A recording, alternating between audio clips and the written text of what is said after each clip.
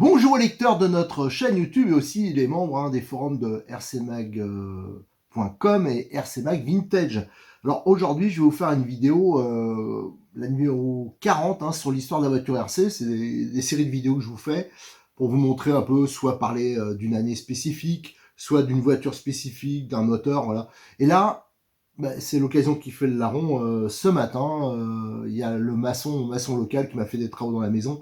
Je vous avais présenté, alors pour ceux qui sont sur le forum de RCMag Vintage, j'avais fait les photos d'une Tamiya qui est assez rare, hein. C'est la F201, c'est une 4x4 F1. Alors c'est un peu un ovni, hein, parce qu'une F1 c'est 2 roues motrices normalement, mais là ils avaient fait en 2002 une version 4x4 et qui a eu un succès quand même assez mitigé parce que c'était assez cher. C'est des voitures qui sont assez techniques, hein. Il y a d'origine des amortisseurs hydrauliques, il y a les tout roulements, il y a des amortisseurs à basculeur, voilà, c'était des différentiels à billes, donc c'était quand même du haut de gamme. Alors on sait que chez Tamiya ça peut vite monter les prix, bien sûr c'est des reproductions qui sont superbes, mais une F1 normalement c'est 2 roues motrices, et en plus le règlement, si on voulait l'aligner sur des courses, hein, les règlements internationaux de F1, parce qu'il y a une catégorie F1 en course de modèle réduit, c'est bien sûr 2 roues motrices, hein.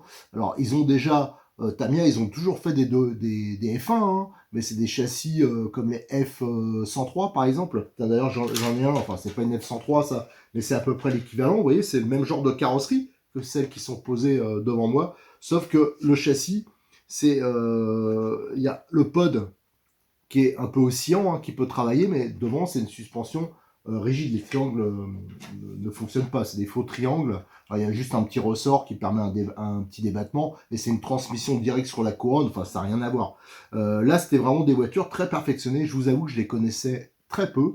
Sauf il y a, je vous dis, il y a 4-5 ans, je vous avais mis sur le forum, hein, j'avais un peu restauré les voitures de mon maçon. Alors en fin de compte, c'était dans la discussion. On est en train de bosser là dans mon grenier là où on est là.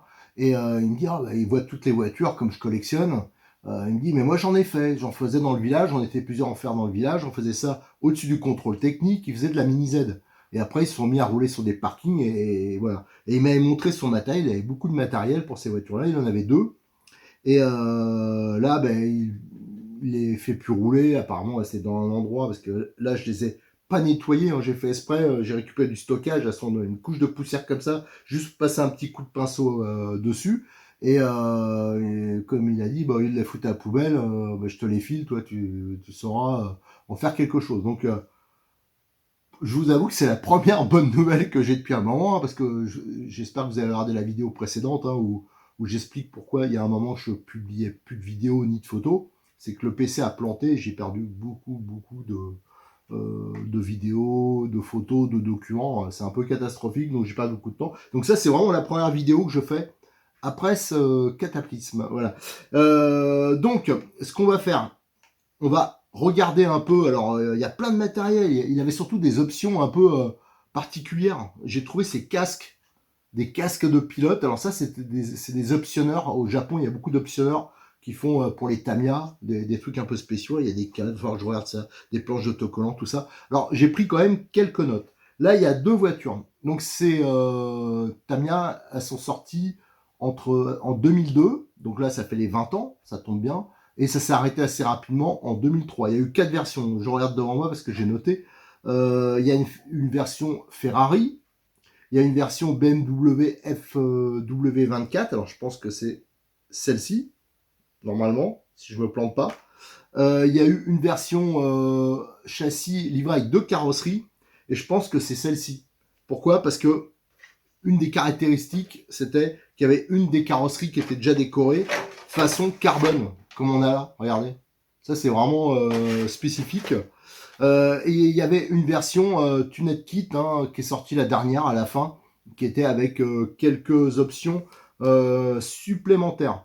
Donc, comme j'ai dit, hein, il y a les amortisseurs hydrauliques, les roulements, tout ça. Et je crois, alors là, je viens vraiment de les recevoir, hein, j'ai pas regardé encore, mais de mémoire, il y en a une qui était optionnée, l'autre qui était quasiment d'origine. Et dans toutes les pièces, alors il y a une couche comme ça de poussière, il va falloir que je nettoie ça, mais dans toutes les pièces, il y a aussi quelques options intéressantes. Tiens, par exemple, à titre d'exemple, alors ça c'est encore des pièces, pilotes, tout ça, bon, à voir. Et j'ai trouvé même des couvertures chauffantes. Alors tout ça, voilà, ça c'est des trucs qui vont être intéressants à regarder. Alors ce que je vous propose, déjà, c'est de découvrir les voitures. On va regarder, je vais prendre la caméra et on va regarder d'un peu plus près, on va lever les carrosseries, on va voir ce qu'il y a réellement en dessous. Après, on regardera les pièces. Et dans une autre vidéo, quand j'aurai le temps, là j'ai absolument pas le temps pour le vintage. Hein, là, ça demanderait vraiment beaucoup de boulot, de tout démonter, tout remettre. Mais on le fera, je vais le mettre de côté. Je vais déjà faire quand même déjà un petit entretien bien nettoyé, faire quelques photos. Et plus tard, on démontera la voiture et on regardera tout en détail. Allez, première chose, on va retirer les carrosseries. Alors j'ai mis devant moi les deux F201, hein, c'est celles qui sont à gauche, et une version plus ancienne de roues motrices. Et on va pouvoir un peu comparer, vous allez tout de suite voir pourquoi ces voitures sont quand même hyper différentes de ce que produisait jusqu'à ce moment-là. Tamiya, à savoir quand même que vous allez peut-être reconnaître, hein, Tamiya a sorti de nouveau des voitures à basculeur, et on peut voir qu'il y a quand même une certaine similitude.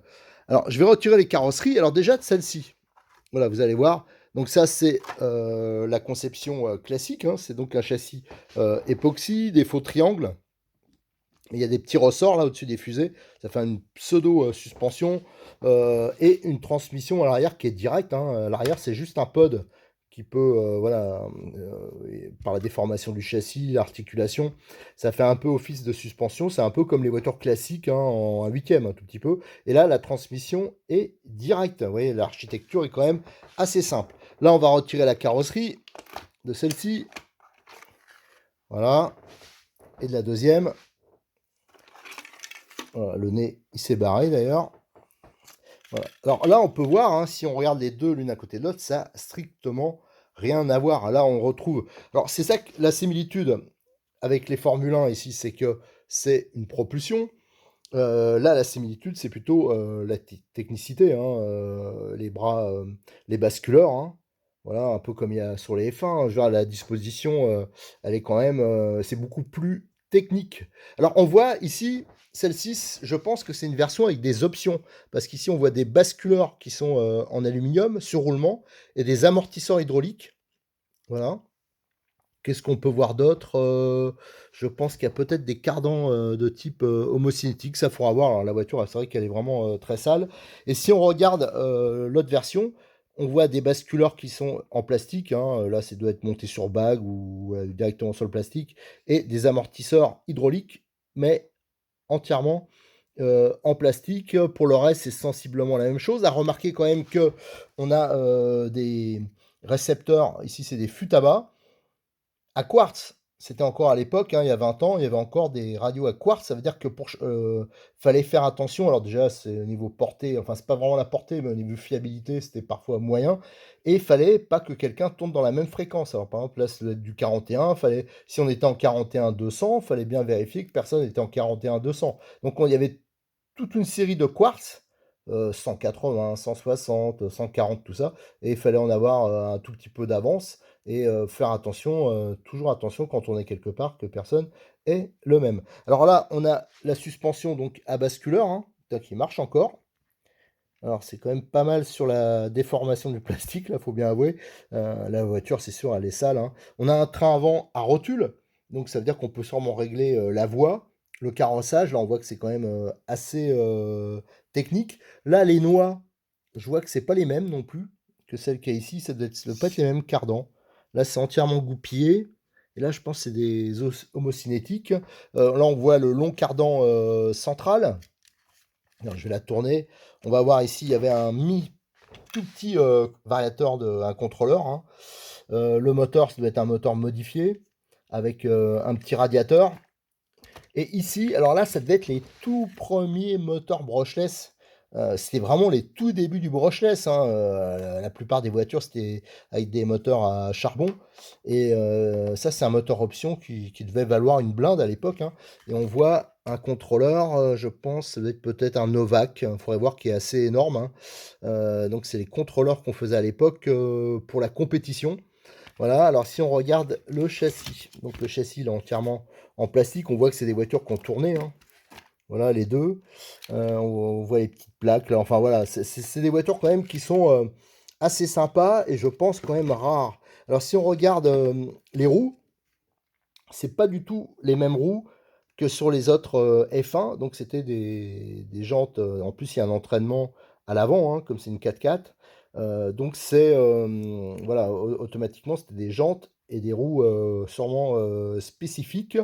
Le cerveau est en position couchée, on le voit, hein, ici, voilà, et là à l'arrière.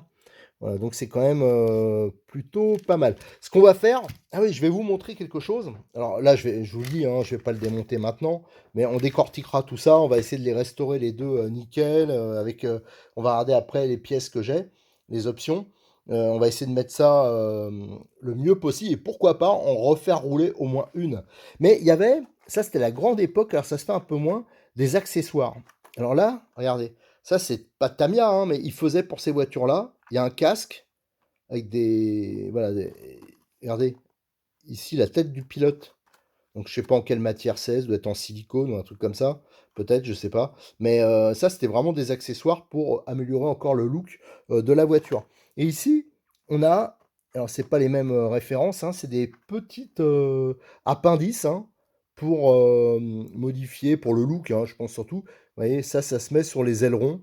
Donc, c'est peut-être aussi pour des histoires de réalisme. Alors, qu'est-ce que j'ai trouvé dedans? Tiens, regardez, la planche d'autocollant. Ça, par contre, ça doit être méga rare. La planche d'autocollant BMW, hein, je pense, de l'époque. Voilà. Donc éventuellement, ça permet de refaire une déco de carrosserie. Donc là, on l'a vu tout à l'heure, c'était la coque look carbone, donc qui était en option, qui était livrée dans la voiture. Il y avait une version qui était livrée avec deux carrosseries. Là, j'ai une carrosserie neuve. Alors, quelle version, je ne sais pas, il faudra que je fasse une recherche. Ici, j'ai de l'accessoire, encore il y en a deux. Ça, c'est des trucs qui se rajoutaient sur la carrosserie, pareil, pour modifier le look. Alors, à voir exactement, je pense pas que c'est du Tamiya. Ça doit être aussi de l'accessoire. Alors, ce qu'on va faire, je vais ranger tout ça et je vais sortir un peu quelques pièces et on va regarder ce qu'il y avait dans la caisse. Voilà, j'ai mis devant moi des pièces, des accessoires qu'il y avait. Alors les radios, je les ai pas mis, hein, mais c'était des radios Futaba et Kyosho qu'il y avait dessus. Alors ça, je les mettrai de côté. Je vous ferai un jour un petit historique de Futaba quand j'en ai récupéré deux, trois de plus. Il y a quelques trous encore, mais ce serait intéressant de voir aussi l'évolution des marques de radio. Alors, qu'est-ce qu'on a? Alors ça, j'en avais parlé tout à l'heure, hein, c'est les couvertures chauffantes. Alors ça, il faudra que je déballe, que je regarde ça un peu. Ça, c'est les moteurs, ça existe toujours, hein, le Sport Tuned. Alors ça, je crois que c'est la version la plus puissante. Je crois que c'est un 23 tours. Je dis peut-être une bêtise.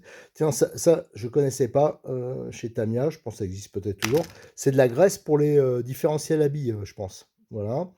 Alors ici, on a deux types d'ailerons avant, hein. Donc ça doit être pour deux versions différentes. Ici, on a quelques pièces de cardan. Ici, on a un palier moteur en plastique et on voit qu'il y a ici le palier option en alu. Et d'ailleurs, alors, je ne suis pas sûr que c'est un Tamiya celui-là. Voilà, ça c'est l'option Tamiya, la référence 53518. Donc ça c'est nickel. Je pourrais éventuellement équiper les deux voitures comme ça. Qu'est-ce qu'on a? On a tous les pains inversés. Alors ça apparemment c'était une option aussi. Alors là par contre c'est plein d'huile.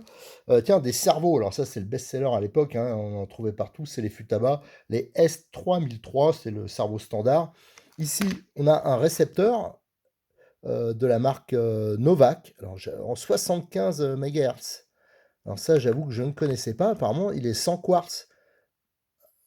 Ça doit être réglable comme ça. Alors ça, j'avoue, je ne connais pas ce modèle. Je ne me rappelais pas qu'il y avait des versions comme ça. Tiens, c'est assez intéressant. Ici, on a l'option 53-514. C'est apparemment la transmission centrale, les cardans renforcés. Ici, c'est des jeux de ressorts, toujours des options. Ça, par contre, c'est de la pièce d'origine. Là, c'est de la triangulation. Alors, bizarrement, j'ai pas beaucoup de pièces d'origine, mais j'ai des options. Tiens, par exemple, j'ai deux jeux. Donc, si je veux monter en amortisseur alu, c'est possible, parce qu'apparemment, j'ai les pièces pour la transformation. Alors, visiblement, il faut récupérer les pièces de la version plastique. Parce que là, je vois pas, c'est pas complet. Enfin, à voir. Ici, qu'est-ce qu'on a? On a un jeu de renvoi en aluminium avec les roulements. Alors ça, c'est plutôt sympa. Ici, on a les cardans homocinétiques. Donc ça, c'est très bien aussi, qui est livré avec la graisse. Alors, je me demande si cette référence n'existe pas encore et que ça se montrait sur d'autres voitures. Bon, à voir. Ici, on a des tiges d'amortisseur, des pistons options. Ça, c'est les fusées, les portes-fusées en pièces d'origine. Là, il roulait bien sûr avec des NIMH, hein, les LiPo, ça n'existait pas à ce moment-là. Donc, on a plusieurs types de NIMH. Je pense qu'ils doivent être blettes hein, depuis le temps. On a deux chargeurs qui étaient sûrement déjà pas mal hein, pour l'époque, mais ça charge que les batteries NiMH. Hein, mais bon, déjà pour l'époque, il y avait un écran, c'était déjà bien. Là, on a toute une série de pneus. Alors, à savoir que les pneus qui sont montés sur la voiture, ils sont cramés, ils sont craquelés, mais ceux-là, ils ont l'air en meilleur état. Là, on voit les roues, des roues montées, hein, type F1. Là, on a l'aileron arrière. Et on a tout un jeu de pneus. Alors, plusieurs références. Ici, par exemple, on a la 5938. Ça, c'est des pneus arrière. Voilà, ils sont livrés avec les mousses. Et à chaque fois, vous voyez, il y a des références, voilà, type B arrière, type B avant. À chaque fois, ils sont différents. Alors, je pense que c'est la gomme qui change. Il y en a aussi qui sont livrés montés-collés. Ceux-là, ils sont voilà, ils sont plus décorés. Alors ça devait pas être donné. Ça, j'en ai qu'une paire par contre. Il y a les jantes, voilà, avant-arrière. Ça, faudra que je regarde. Ça, je regarderai si ça existe encore, certaines références. Peut-être qu'ils s'adaptent sur d'autres voitures, mais regardez l'entraînement derrière. Il est quand même assez différent de ce qu'on trouve sur les Tamiya actuels. Ça, c'est des pneus, mais d'autres marques, hein, d'accessoiristes. Et là, on en a qui sont marqués Michelin. Alors là, je suis quand même assez étonné. Alors, est-ce qu'ils ont piqué? Je pense pas qu'ils sortent de Michelin quand même. Alors ça, j'avoue que là, je suis épaté. Je me rappelais pas de ça. Apparemment, ça vient quand même d'Asie. Donc, ouais, avec la permission de Michelin. Alors là, je suis quand même étonné. Enfin voilà. Et voilà. Donc, il y a toute une gamme. Il y avait sûrement une grosse gamme de pneus. Et tout ça, avec les références, je les taperai et je verrai si ça existe encore. Comme ça, on pourra voir. Mais là, à chaque fois, il précise quand même si c'est pour des F201.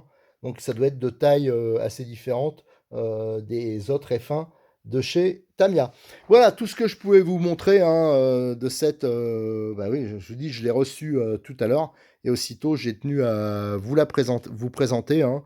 Et plus tard, donc là, il y a un énorme boulot de tri, parce que là, je vous l'ai montré à peu près, mais j'ai une caisse qui est remplie de petits éléments, tout ça.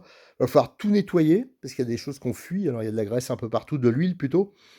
Et les voitures, bah, il va falloir entièrement les décortiquer, peut-être les remettre un peu à jour, enfin, en garder une, style d'origine, avec un contrôleur sympa. J'ai vu qu'il y avait un Novak, le moteur brushless de l'époque, tout ça, qui n'est pas destiné à rouler, et en faire une avec, remettre le moteur, le Sport Tuned notamment, hein, qui était livré d'origine, et de la faire rouloter. Hein. C'est sûr que là, il va falloir faire attention aux pneus, parce que là, il n'y aura peut-être pas possibilité de les changer. Alors, si jamais vous avez des infos, j'ouvrirai un sujet sur RC Mag Vintage, mais peut-être aussi un sur RC Mag.